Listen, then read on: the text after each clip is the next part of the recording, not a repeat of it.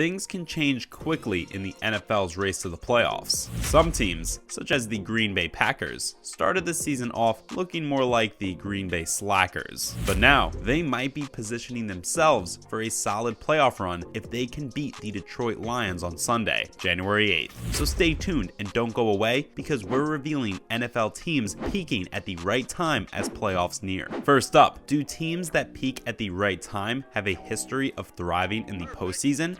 Absolutely. The Carolina Panthers have had a turbulent season and started with 1 win and 4 losses. But now, with 6 wins and 10 losses, the Panthers put in the work necessary to become competitive, despite their quarterback troubles. Baker Mayfield was under center for 5 starts, benched when he returned from his ankle injury, and was eventually cut. However, Carolina's QB problems didn't end there. A 5-week stretch with PJ Walker under center ended with him getting injured, and once again, Sam Darnold found himself in the QB1 role. Thankfully, the 25-year-old Darnold has been doing a great job leading the Panthers to 3 wins and 1 loss, which is far better than the team's stints with Mayfield and Walker. At the time of this recording, Darnold has completed slightly more than 61% of his passes for 759 yards and 4 touchdowns. So clearly, he's no superstar, but he has avoided interceptions and done a fine job of managing an offense with some great talent. You have to give credit when credit is due. The Panthers' running game has helped make Darnold's job a little easier, and it's the primary reason for Carolina's offensive success. The Panthers recently traded back in superstar Christian McCaffrey, and since then, the Panthers have only improved their ground game. The Panthers still have a lot of work to do if they're going to claw their way into the playoffs, but things aren't looking good after their Week 17 loss against the Tampa Bay Buccaneers. Next up, are the Cincinnati Bengals about to charge their way to the playoffs? Let's take a look. The Bengals struggled to a 2-win, 3-loss record until Joe Burrow amped his playing skills to an elite MVP level. Burrow, the Bengals' third-year quarterback,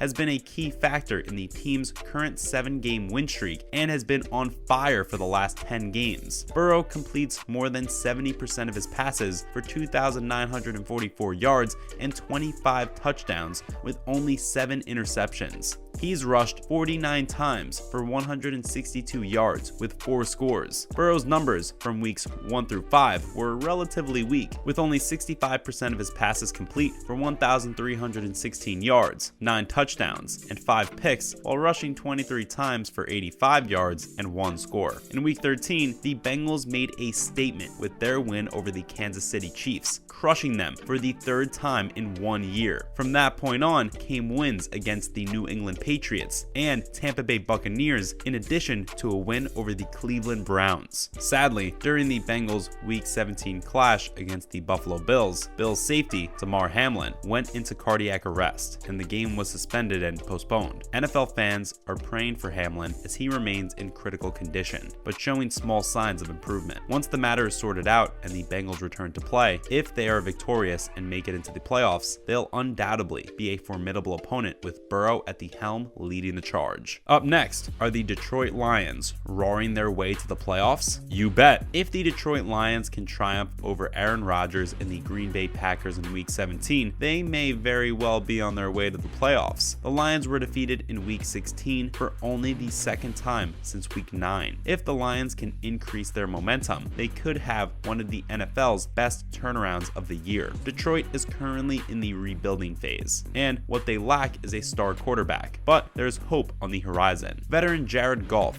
struggled during his first season in Detroit, but the Lions' upper management is confident that Goff will continue bringing his A-game in the future. So far, Goff has been doing a swell job of pushing the ball downfield, and his skills as a passing playmaker are obvious. Since Week 9, he's thrown over 2,000 yards with a 65.1% pass completion rate and 14 touchdowns. Most importantly though, Goff has avoided turnovers and had a single interception in 8 games. The Lions plan to stick with Goff for the foreseeable future, but they do have other issues that need their attention. I'll just come right out and say it. Their defense sucks. No team has given up more yardage or points this season. If they're going to make it to the playoffs, something's gotta change, and it has to happen now. Stay tuned and don't go away, because we are looking at NFL teams that are peaking at the right time with the playoffs around the corner. Next up, what's it like to go from being the laughingstock of the NFL to one of its most serious contenders? Ask the Jacksonville Jaguars. The Jaguars wasted little time going from the laughingstock of the NFL to a top contender. Head coach Doug Peterson has been a stabilizing force for a team that hit rock bottom under the guidance of Urban Meyer. The Jaguars won 3 straight games and 5 of their last 7 as they head into week 17. Not only could they find themselves in the playoffs, but they could end up hosting a game as AFC South champions. The Jags are now even with the Titans, and they'll meet again in week 18 in a game that could establish Jacksonville as AFC South champions. If that happens, it will be the first time the Jags finish first in the AFC South since 2017, and Coach Peterson has been an asset on the sidelines. Trevor Lawrence,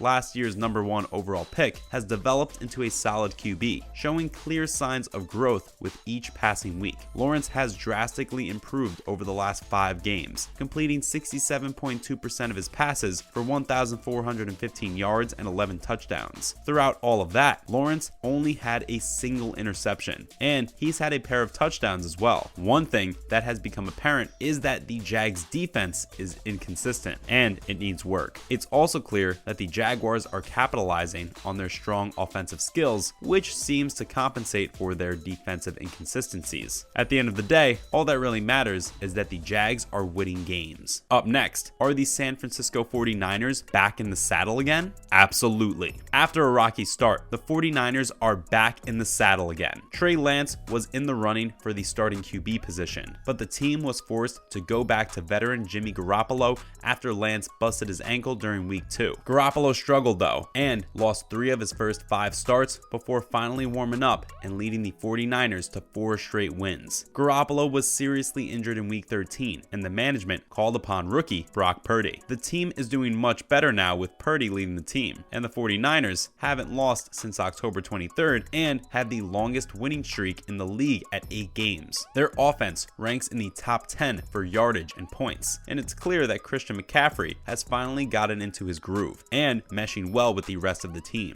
The 49ers defense is also gelling, operating like a well-oiled machine, and hasn't given up more than 20 points since week 7 when they lost to the Chiefs. Nick Bosa is a defensive player of the year candidate, and he's a beast that leads the NFL in sacks. Ultimately, the 49ers defense will pose a serious problem for any opposing QBs in the playoffs. Next up, what should the NFL do about the suspended Bills-Bengals game? Let's take a look. The suspended Bills-Bengals game is a tricky, unprecedented situation. There are, however, a few options. There is no precedent for what the NFL is currently facing. An NFL game has never been started, postponed, and never resumed. And not since 1935 has the NFL had a season where some teams play more games than others. The smoothest and simplest scheduling option for the NFL is proceeding with the full slate of Week 18 games and ruling the Bills-Bengals game a no contest or a tie. The NFL's Executive Vice President of Communications, Public Affairs, and Policy, Jeff Miller, said that conversation about what we do with that game has begun. Troy Vincent, Commissioner Roger Goodell, and the rest of us are involved in those conversations, but they're ongoing. Obviously, we are going to have to make a decision on that in the coming days, which we will.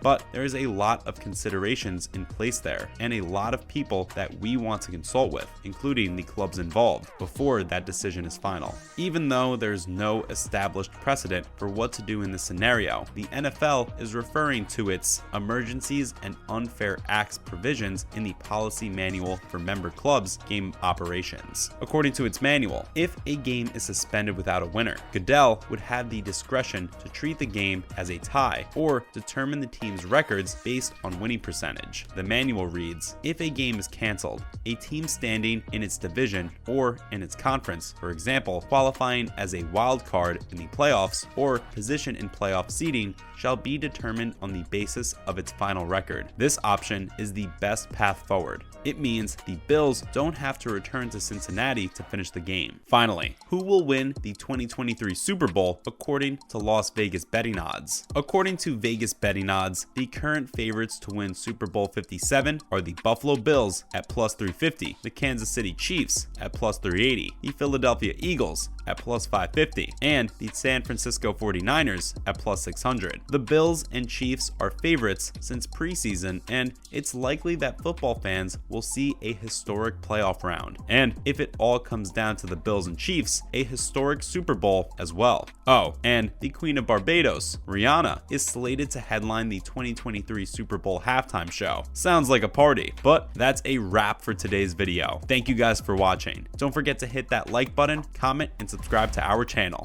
See you next time.